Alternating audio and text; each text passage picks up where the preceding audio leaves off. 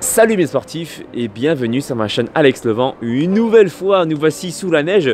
Je suis peut-être sado, je sais pas, mais moi ça me motive pour sortir d'autres vidéos et ça me met bien. Donc, aujourd'hui j'avais envie de te partager une méthode que j'applique. Comment faire pour gérer tes écarts le lendemain ou les repas suivants. Est-ce que tu manges comme une petite souris? Est-ce que tu manges comme un petit chat?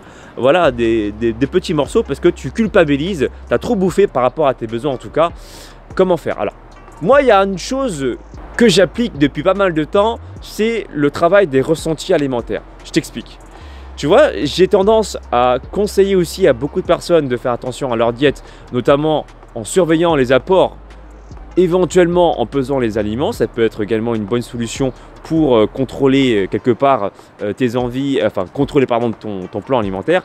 Mais c'est loin d'être la seule méthode qui soit applicable dans la vie de tous les jours. Parce que, disons-le clairement, toute notre vie, nous n'allons pas nous amuser jusqu'à la fin de notre vie à peser tous les aliments. Et quelque part, à un moment donné, il faudra faire confiance également à son instinct. Et c'est ce que je fais moi actuellement. Disons que ça fait pas mal de temps que je ne pèse plus, sauf le riz où j'essaie vraiment d'avoir une consommation contrôlée ou par exemple tu sais, les apports en féculents, peu importe.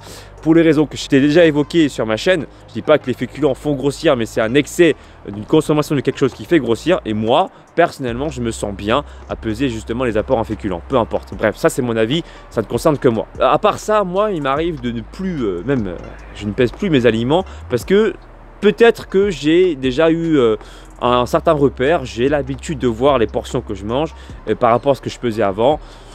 C'est possible, mais je me dis aussi que par instinct, je mange, et ça c'est vrai, par rapport à ma satiété. Quand j'ai plus faim, ou en tout cas lorsque j'ai plus envie de manger, j'arrête tout simplement de manger, et non pas parce que la quantité est définie, mais c'est parce que c'est par rapport à mes envies.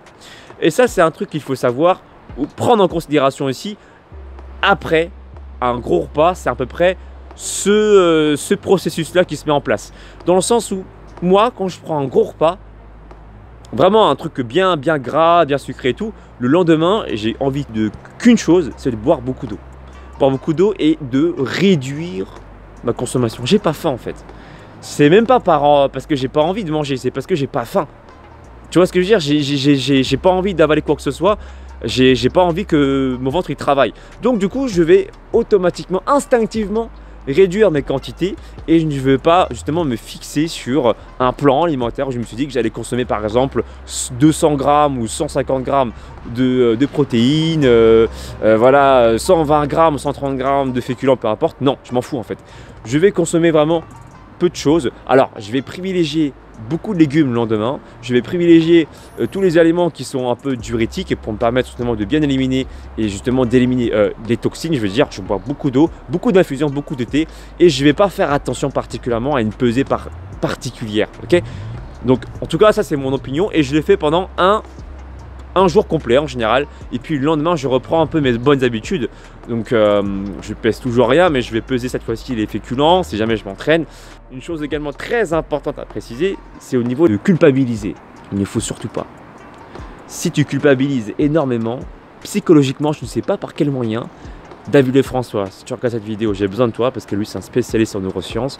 D'ailleurs, je vous invite tous à vous abonner sur sa chaîne. Je mets sa chaîne dans le descriptif de ma vidéo. C'est un excellent mec qui explique justement le développement personnel et il va t'apprendre plein de choses parce que le sport, l'alimentation, le fait de perdre du gras, des trucs de musclés, ça passe avant tout par de la motivation, ça passe à l'intérieur et lui il va t'expliquer ça mais vraiment très bien. Donc abonne-toi sur sa chaîne. Je ferme la parenthèse. Merci David Lefrançois pour répondre à cette question, mais psychologiquement, j'ai l'impression que si on se dit qu'on culpabilise, eh bien, et qu'on va grossir, et bien le lendemain on va se retrouver, je sais pas pourquoi, mais avec un gros ventre, le ventre hyper ballonné. Alors moi je me dis que le cerveau, j'ai déjà lu quelque part que l'estomac était le second cerveau et qu'il possédait peut-être encore plus de neurones ou autant de neurones que le cerveau. David Lefrançois, tu me le confirmeras, mais si c'est vrai, ça ne m'étonne pas que tu grossisses du ventre. Parce que si l'estomac est un second cerveau, le fait d'être stressé, ça va peut-être se répercuter sur un phénomène physique qui est le gonflement du ventre, tu vois. Donc ne culpabilise pas, bois beaucoup d'eau, C'est important aussi de temps en temps de sortir de la zone de confort, c'est-à-dire dans la zone où tu fais attention à ta diète. Des sorties, ça fait partie de la vie. D'avoir des imprévus, de manger des pizzas, ça fait aussi partie de la vie. Si tu en manges, il ne faut pas culpabiliser. Tu sais quoi faire. Le lendemain, tu essaies de réduire tes portions et écouter tes instincts. Si tu n'as pas faim, tu ne manges pas particulièrement beaucoup. D'accord? Je ne dis pas de ne pas manger, mais de manger pas forcément beaucoup. Bois beaucoup d'eau, mange beaucoup de végétaux. Et je pense que ça fera l'affaire en général. 1, 2, maximum 3 jours après, tu vas retrouver un peu l'état initial. Moi, c'est ce que j'ai pu constater, en tout cas sur mon corps. Ça peut prendre parfois un peu plus de temps. Ça m'est arrivé d'avoir au moins 4 jours où je bois beaucoup d'eau pour retrouver un peu mes abdominaux correctement et tout ça, mais ça ne dure jamais assez très longtemps. Voilà, dis-moi toi, qu'est-ce que tu en penses dans la barre des commentaires. Tes astuces pour garder le ventre plat après tes écarts, etc. N'oublie pas de me suivre sur les réseaux sociaux, Facebook, Instagram, Snapchat, Twitter. Et puis moi, je te dis à très bientôt pour une nouvelle vidéo. Ciao, ciao.